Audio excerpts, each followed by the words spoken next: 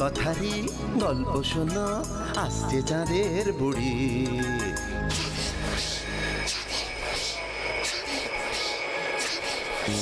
Magic man পৃথিবীতে সঙ্গে এলো তারি।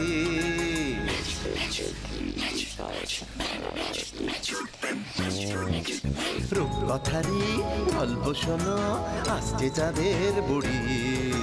ম্যাজিক ম্যান পৃথিবীতে সঙ্গে এলো তারি। গল্প হবে, ম্যাজিক হবে, হবে মজার খেলা। তোমরা যদি দেখতে চাও চলে এসো এই বেলা। চাঁদের বুড়ি, চাঁদের বুড়ি, ম্যাজিক ম্যান, ম্যাজিক ম্যান।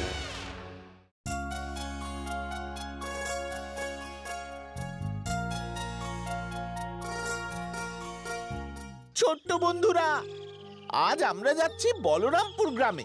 সেখানকার জমিদার কনক বাড়ুর যে খুব অত্যাচারী, নিজের খেয়াল খুশি মতো একটার পর একটা খাজনা চাপিয়ে গরিব চাষিদের রক্ত জল করা পরিশ্রমের টাকা হাত করতে তার একটু খারাপ লাগে না, বুক কাঁপে না। আর কেউ খাজনা না দিলে তার জন্য বরাদ্দ হয় পেয়াদার ধোলাই। আমরা আর খাজনা দিতে পারবো না। আমরা বাৎসরিক খাজনা দিয়ে দিয়েছি, তার উপরে জমির খাজনা। জমিদার বাবুর নাতি হলো আগের মাসে, তার মুখ দেখার জন্য টাকা। এরপর এখন জমিদারের কুকুরের জন্য টাকা। এত টাকা আমরা কোত্থেকে পাবো নায়েব মশাই?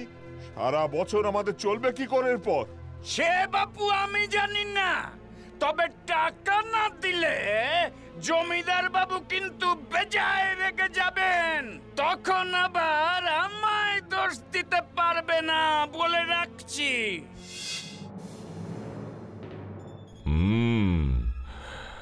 লোকজন তাহলে সত্যি আর খাজনা দিতে চাইছে না নায়েব? না জমিদার বাবু, সবাই আপনার বিরুদ্ধে ক্ষেপে উঠছে। বিশেষ করে ওই রাম, ছোঁড়া বড্ড বার বেড়েছে। বটে, তাহলে ওর উপর একটু নজর রাখো। আর যদি দেখো যে ও অন্যান্য গ্রামবাসীদের খেপিয়ে তুলছে, তাহলে তুলে নিয়ে এসো। আচ্ছা জমিদার বাবু। আমাদের কি তাহলে সারা জীবন জমিদারের ভয়ে থাকতে হবে? জমিদারের প্রাণে কি একটু মায়া নেই? এই টাকা দিলে আমাদের হাতে কিচ্ছু থাকবে না, আমরা সবাই না খেয়ে মরবো। তো কাউকে মরতে হবে না, আমরা সবাই যাব জমিদারের সঙ্গে কথা বলতে। সবাই মিলে যদি এক হয়ে রুখে দাঁড়াই, তাহলে জমিদার আমাদের কথা শুনতে বাধ্য হবে, মানতে বাধ্য হবে। ঠিক ঠিক ঠিক ঠিক, আমরা সবাই যাব, সবাই যাব, সবাই জমিদারের কাছে যাব, সবাই জমিদারের কাছে যাব। আচ্ছা, এই ব্যাপার। তলে তলে ওই রাম গ্রামবাসীদের এক করার মতলব করছে। যাই যাই, এক্ষুনি গিয়ে নায়েব মশাইকে বলি গে। আরে কে কে এখানে? কি করছো তোমরা? ছেড়ে দাও, ছেড়ে দাও আমায়। দাঁড়াও দাঁড়াও, আগে জমিদার বাবু তোমার শ্রীমুখখানা দেখুক, তারপরে ছেড়ে দেব।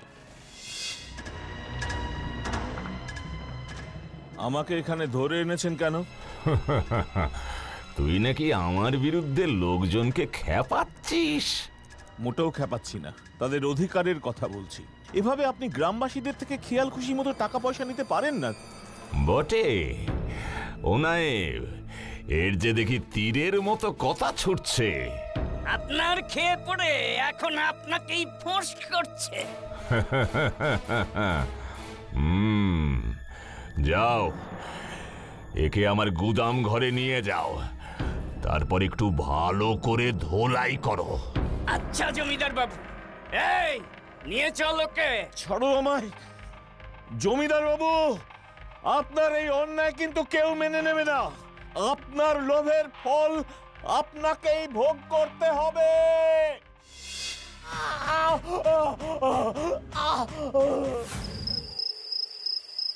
খুব শিক্ষা হয়েছে এবার। সন্তরা, ওকে গাছের ওপর তুলে দে। বেটা গাছ থেকে পড়ে মরুক।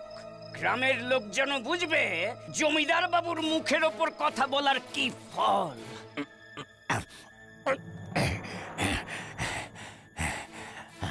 হয়ে গেছে, হয়ে গেছে নায়েব মশাই। বেশ বেশ, এবার চল আমরা ফিরে যাই। আমার বড্ড ঘুম পেয়েছে।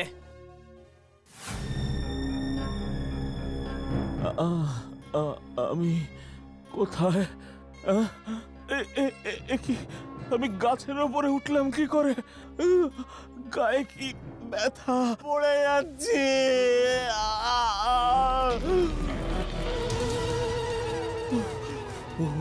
খুব বাঁচা বেঁচে গেছি। এটা কার হাত আমায় ধরে আছে এত লম্বা? বাঁচাও! চুপ চুপ, আওয়াজ করো না। ও মা গো!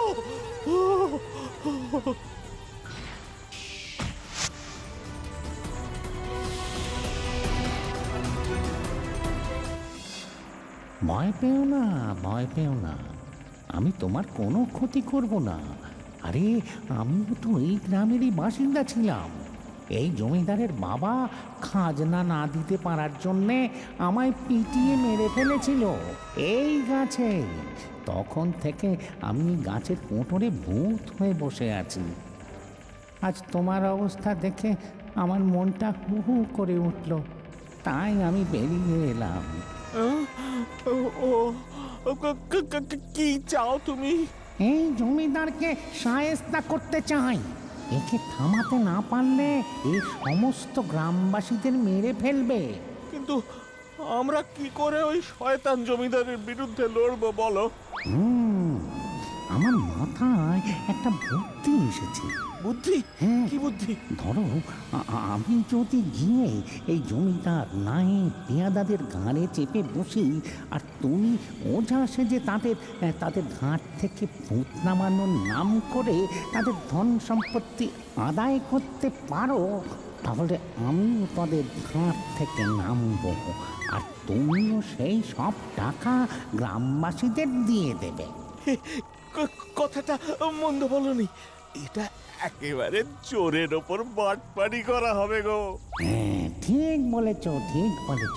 শোনো শোনো, কাল রাতে আমি পেয়াদা দুটোর ঘাড়ে চাপবো, তারপর তুমি তাদের থেকে টাকা পয়সা নিয়ে যা কিছু একটা মন্তর বানিয়ে পড়বে, আর আমি তখন ওদের ঘাট থেকে সরে পড়বো। বেশ বেশ, ঠিক আছে ঠিক আছে, তাই করব। গ্রামবাসীরা তাহলে একটু রেহাই পাবে। জমিদারের অত্যাচারে কেউ দুবেলা পেট ভরে খেতে পায় না। এবার সবাই একটু মুক্তি পাবে। তুই তুই খুব ভালো ছেলে, খুব ভালো ছেলে। আচ্ছা, কি নাম তোমার বাছা? আমার নাম রাম। রাম? ওরে বাবারে, ওরে বাবারে, ওরে বাবারে! কি হলো? আরে ওই নামটা তো আমাদের সামনে মুখে আনতে নেই। ও হ্যাঁ, তাই তো। কিন্তু তুমি যখন কারোর ঘাড়ে চাপবে, সেও তো তখন ওই নামটাই বলবে। সে আমি কানে তুলো গুঁজে যাব, ওরা যতই নাম নিক আমার কানেই ঢুকবে না। ঠিক আছে ঠিক আছে। তাহলে সেই কথাই রইল, কাল রাতের বেলায় আমাদের প্রথম অভিযান। হ্যাঁ, আমিও বাড়িতে একদম তৈরি থাকবো। তাহলে চলো, তোমাকে তোমার বাড়ি।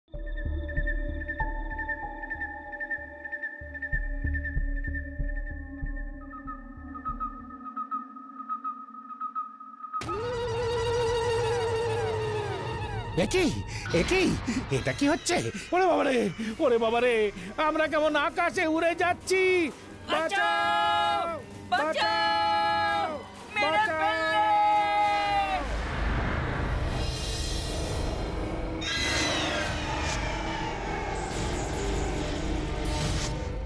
ওরে বাবারে, সব হাড় ভেঙে গেল রে! ওরে বাবারে, ওরে বাবারে, আমাদের বললো আমাদেরই মারতে আসছে রে! ভাই পালা! ও কোথায় কোথায় পালাবো? যেদিকে দু চোখ যায়।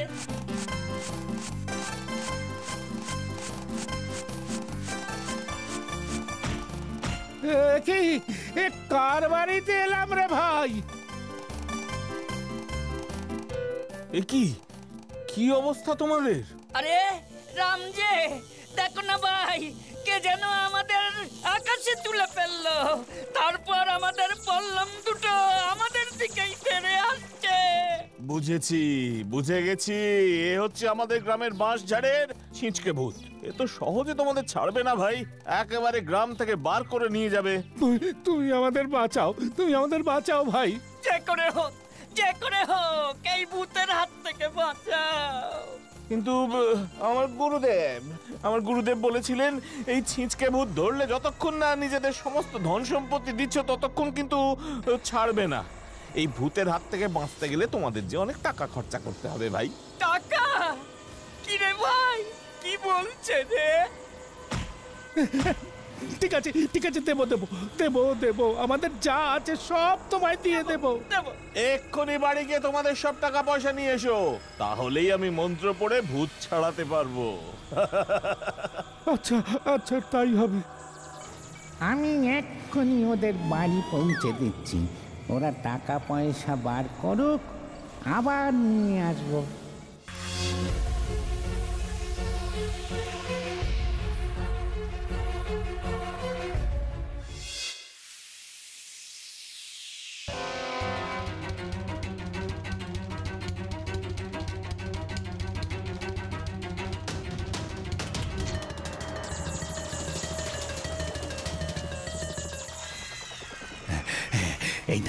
এই নাও ভাই, আমাদের সমস্ত সঞ্চয় তোমায় দিয়ে দিলাম।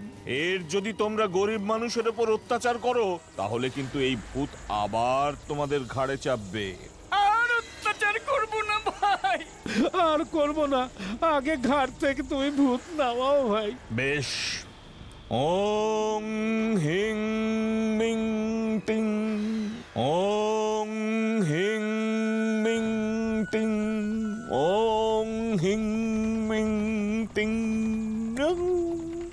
পেয়াদাদের ভূত ছেড়ে দাও, রিং টিং টিং টিং। ভূত তোমাদের ছেড়ে দিয়েছে, তোমরা তাড়াতাড়ি পালাও, রিং। চল চল চল চল চল চল। জ্যাঠামশাই, এই টাকা আপনি সবাইকে বিলিয়ে দেবেন, গ্রামের কেউ যেন আর না খেয়ে না মরে। তুমি বেঁচে থাকো বাবা। আচ্ছা আচ্ছা, তুমি যে এমন গুণিনী বিদ্যা জানো তা তো আমাদের জানা ছিল না। আমি পাশের গাঁয়ের রতন ওঝার কাছে তালিম নিয়েছি জ্যাঠা, ওনার বারণ ছিল তাই কাউকে বলিনি এতদিন। আজ ভূতের উপদ্রব দেখে আর চুপ থাকতে পারলাম না। তা ভালোই করেছো বাছা। আর এবার আমি গ্রামের সমস্ত ভূত তাড়াবো, এমনকি ওই আশপাশের গ্রামের যত ভূত আছে সবাইকে তাড়াবো। বেশ বাবা, তাই করো তাই করো।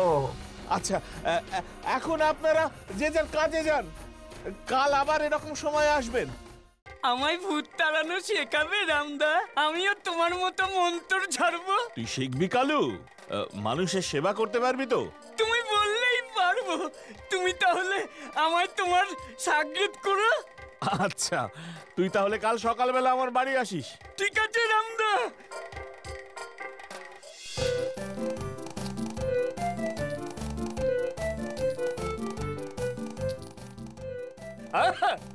মোহরগুলো দেখলে প্রাণটা জুড়িয়ে যায়। আজ আমার জমিদার বাবুর দপ্তর থেকে 4টে মোহর সরিয়েছি। সব মিলিয়ে তাহলে আমার কাছে 200 খানা মোহর হলো। ভগবান, তুমি জমিদার বাবুকে এত দিলে, আমাকে তার অর্ধেকও দিলে না। অন্তত 1 পশলা মোহরের বৃষ্টি ঝরিয়ে দিতে আমাদের ঘরে, আমি মোহর কুড়িয়ে নিতাম। এটা কি হচ্ছে? কি এই যে সত্যি মোহরের বৃষ্টি হচ্ছে?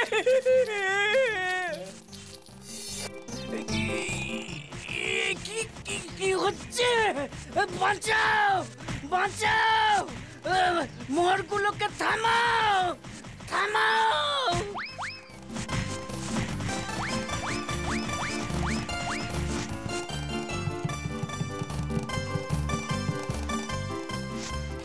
নায়েব মশাই, নায়েব মশাই, কি হয়েছে? দরজা খুলুন।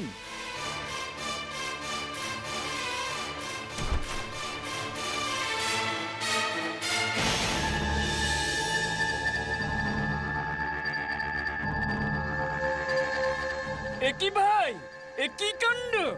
বোধহয় সেই ভূতের কাজ। আজ নায়েব মশাইকে ধরেছে। চল রামগুনিনের কাছে নায়েব মশাইকে নিয়ে যাই।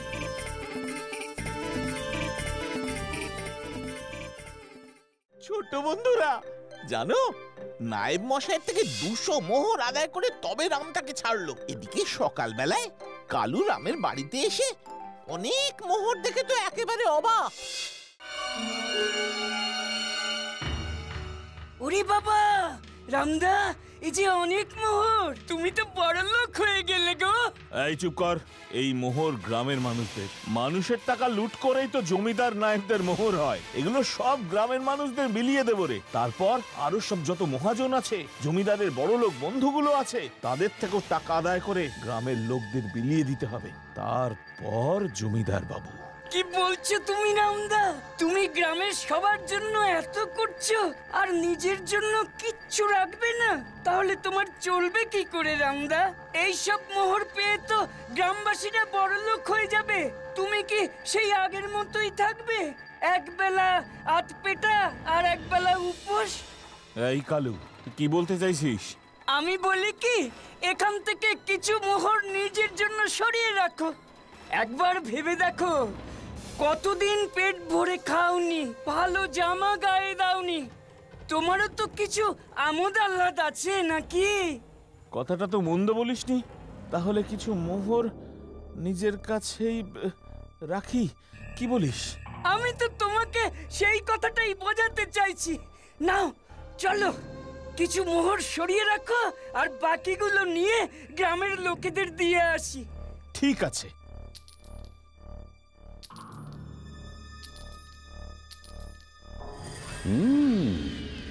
এর মধ্যেও লোভ এসে বাসা বাঁধতে শুরু করেছে। কি যে করি।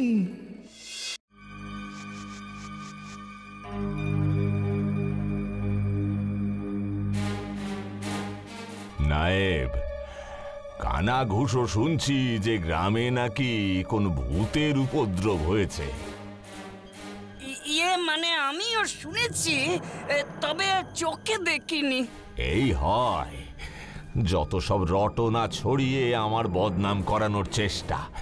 গ্রামের লোকজন যদি ভাবে যে আমাকে ভূতের ভয় দেখিয়ে খাজনা ফাঁকি দেবে, আমি কিন্তু কাউকে ছাড়বো না নায়েব।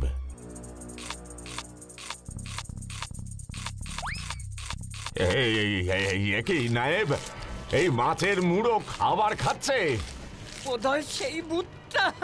ওরে বাবা রে, পালাই! নায়েব, নায়েব বাঁচাও! আপনাকে কি বাঁচাবো জমিদার বাবু? এখন আমরা নিজেরাই পালিয়ে বাঁচবার পথ পাচ্ছি না। ও মা গো, ও মা গো, আমায় ভূত খেয়ে ফেললো গো!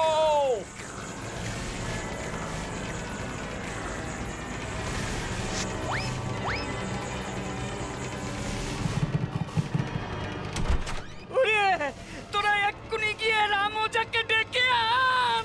এক্ষুনি যাচ্ছি নায়েব মশাই।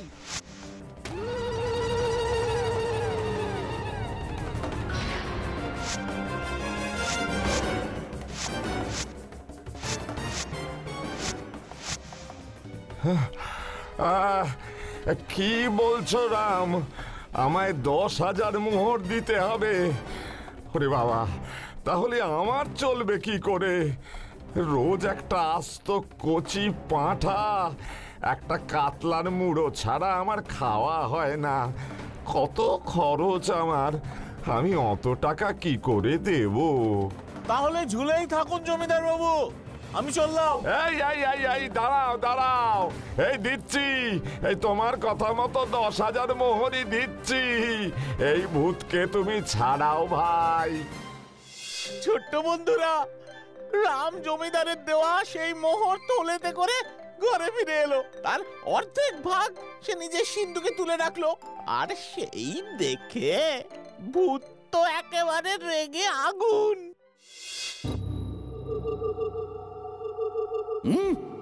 ছেলেটাকে মরার হাত থেকে বাঁচালাম, তারপর গায়ে গতরে খেটে রোজ টাকা আদায় করছি, আর সে কিনা সেই টাকার বেশিরভাগটাই নিজের কাছে সরিয়ে রাখছে।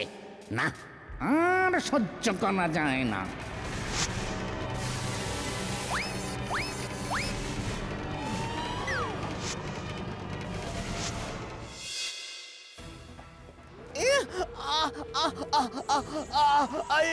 এ কি করছো? আমাকে ছাড়ো, ছাড়ো আমায়। অনেক সহ্য করেছি, এবার আমি তোর ঘর মোটকে খাবো। গরিব মানুষের টাকা তুই নিজে সরিয়ে রাখিস? ভালো হবে না বলছি। দাঁড়াও, দাঁড়াও, তোমার মধ্যে দেখাচ্ছি। রাম রাম রাম রাম রাম রাম। আমার জমের নাম নিচ্ছিস? নে নে, যত খুশি নে, আমার কানে তুলো গোজা। কোনো কথা আমার কানে যাচ্ছে না। ওরে বাবা গো, ছেড়ে দাও আমার। আর সিন্ধুকে মোহর তুলে রাখবি? আমার খুব ভুল হয়ে গেছে, আমি আর মোহর সরাবো না। আমায় ছেড়ে দাও, আমার কথা শোনো। আমার কানে তুলো গুঁজে রেখেছে, আমার কথা তো শুনতে পাচ্ছে না। ওই নাম নেব না আমি, আমায় ক্ষমা করো। আমি আর মোহর টাকা কিচ্ছু সরিয়ে রাখবো না। ওই শয়তান কালু আমাকে উল্টো পাল্টা বুঝিয়ে এসব করিয়েছে। আমাকে ক্ষমা করে দাও।